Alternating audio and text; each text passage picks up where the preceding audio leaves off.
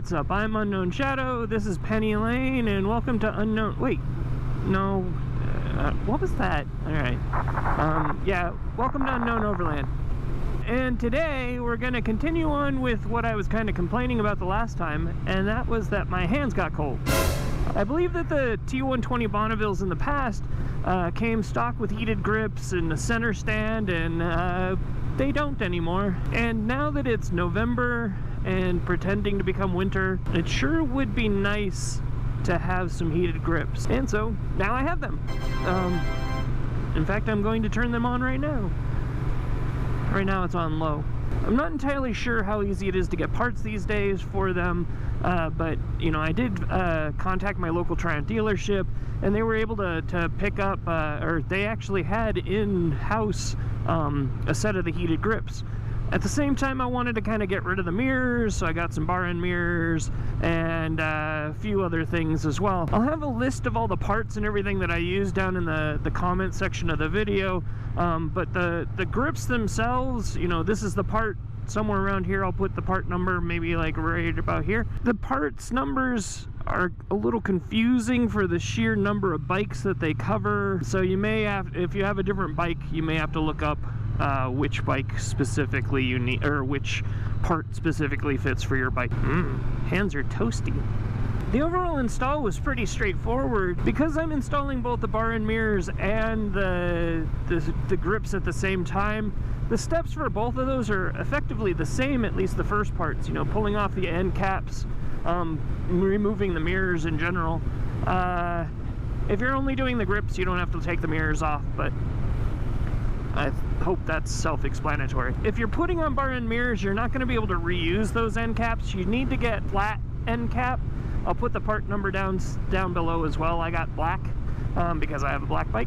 I think they also have silver or chrome or whatever you want to call it versions as well. Once you have the end caps off, then it's just for the left hand side, the clutch side, the grip is like removing every other grip in the world, which either you can go ahead and just cut it off if you just plan on never using the grips again, or you can actually try to remove them. And I know that everybody's got their secret sauce for removing them. I used some WD-40, shoved the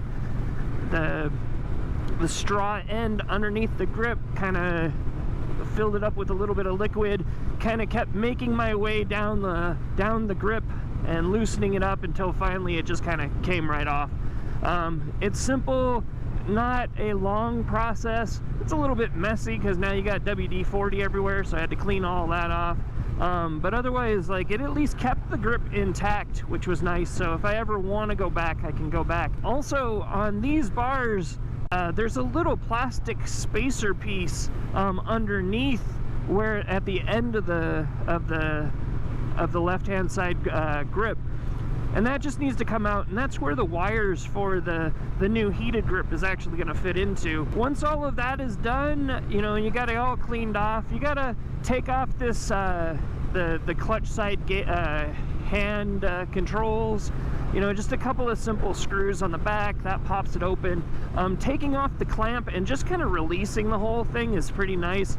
And it makes everything a little bit easier because there is a hole on the back side of the bar where the grip wire is going to come back out. And then just kind of feed the grip on. Really simple, like just keeping in mind, you know, where the wires are at, where the button is located, making sure not to pinch anything, feeding it out through that hole on the back of the bar, and then just kind of plugging everything in and putting it all back together. That was super simple.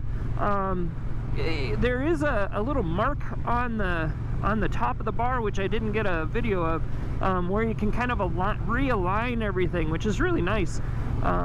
Good job, Triumph. Put all that back together, put the little caps on the outside of the grip to make it look nice, make sure that the button is facing me, and then it was moving on to the other side, to the throttle side. Throttle side's a little bit different because you don't have to remove the grip off the throttle itself.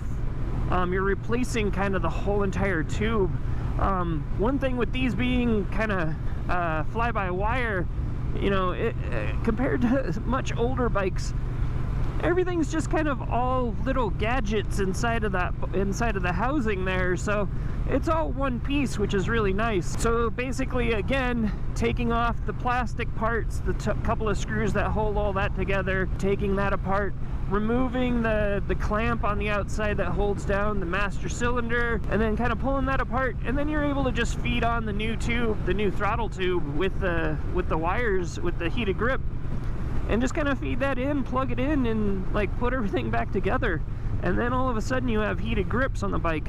And, you know, I expected it to be a little bit more difficult than it was. Again, really the hardest part is just getting rid of getting the old grip off the left-hand side. Because these are heated grips, because it's an entire piece, so if you've ever had to put on like normal grips, or you wanted to like replace your grips, or like I did on a Monkey video up there, you had to deal with oh, how do I put a grip on, you know, using some alcohol to kind of try to slip it on there and get it in place, and then make sure that it's in place and stays there and all that stuff. A bit of a pain in the ass. These, because they're an entire kind of solid piece, they just slid right on.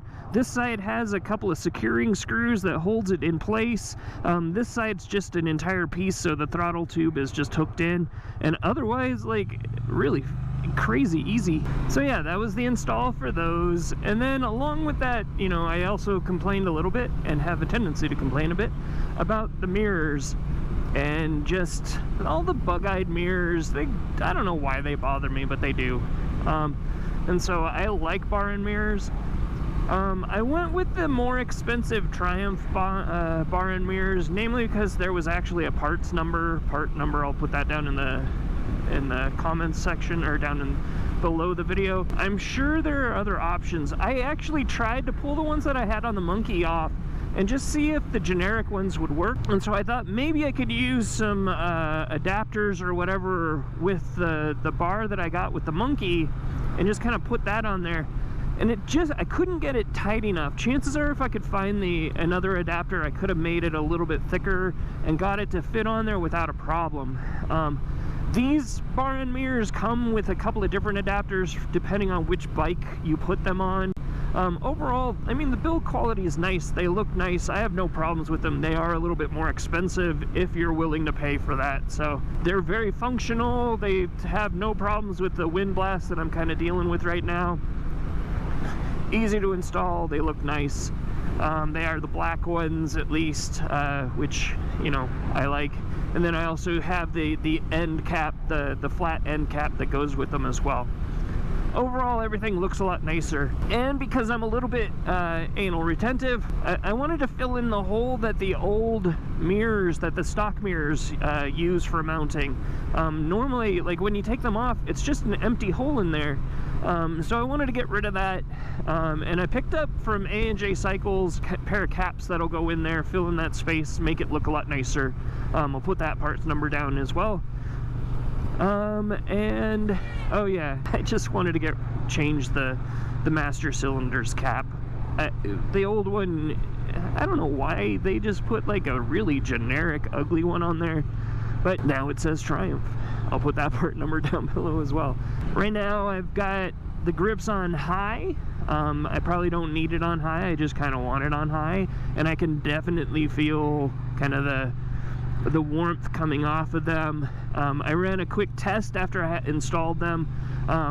They read up to about, like, even in just like the short amount of time that I kind of turned them on in the garage, they got up to about 100 and I think 101, 102, which was quite nice. That's all of the pieces that I installed. I think that it makes the bike look a little bit nicer, and these heated grips are definitely making riding a lot nicer right now.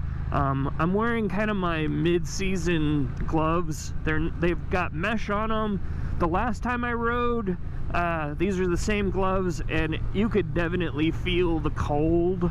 And so right now, having just that little bit of warmth is definitely helping. I mean, right now, yeah, they're on high, and I mean, it still feels nice. Like, it's a bit chilly, especially with the wind and not having kind of bark busters or whatever they call them. It's getting a bit warm. I could probably have kept it on low. I did notice when I kind of paused for a second there, a little bit of a of a burning smell coming off of them.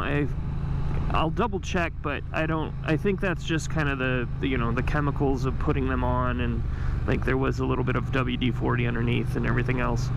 So no big worries there, at least not yet, not until I see like something major happen. All of the wires for it are kept basically right in here, so I'm not worried of anything beyond that part of the system. There is a fuse under the seat. I didn't look for it, but the instructions say that there, like, one fuse is used specifically for them, so if you have a problem, it's under the seat. But yeah, everything is kept right in that hand grip, or in the control section, which is really nice.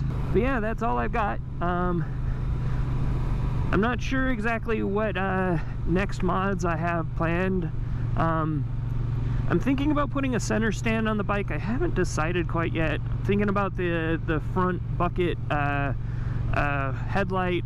I don't ride a lot in the dark, but it is noticeably dimmer, so maybe getting something on there would be nice. I've seen some that are like adaptive, which would be kind of cool, but I don't know. I haven't made that choice yet. I do have stuff lined up for the monkey that I need to work on. That'll probably happen next. But yeah, that's about all I've got. So hopefully you liked something in this video. If you did, you know, like, subscribe, comment, do those things if you like to do those things. But in the meantime, hopefully you're having a good day. Thanks for watching. Bye. Funny how keeping your hands warm just makes all the difference. When my hands were cold, it was miserable.